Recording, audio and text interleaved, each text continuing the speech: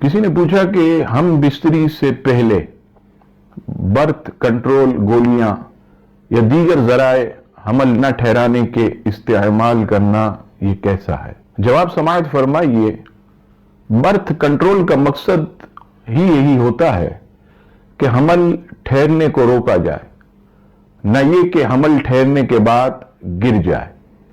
Birth control की दो सूरतें हैं।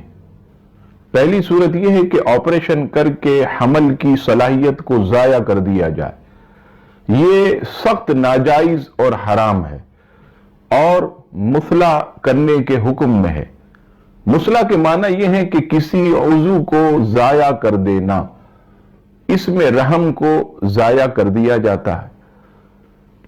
अब दूसरी सूरत इसकी उलमा ये बयान फरमाते हैं कि ऐसी अद्वियात इस्तेमाल की जाए कि जब तक दवा का इस्तेमाल जारी रहेगा हमल नहीं ठहरेगा, और जब दवा का इस्तेमाल बंद कर दिया जाएगा तो हमल ठहर सकता है। इसमें अगर कोई माकूल वजह है, मसलन पहला बच्चा बहुत छोटा, दोबारा हमल ठहरने से बीवी की सेहत खराब होगी, या बीवी की सेहत अच्छी नहीं है, बहुत कमजोर है कि जल्दी जल्दी बच्चे की पैदाइश से उसकी सेहत और खराब हो जाएगी, तो इन दवाओं का इस्तेमाल ऐसी सूरत में सिर्फ जायज है।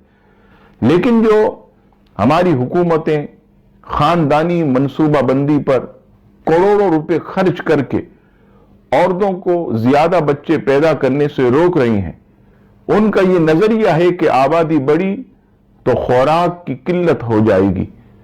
इस इरादे से इन अद्वियात का इस्तेमाल करना ये शरन नाजायज है, मना है।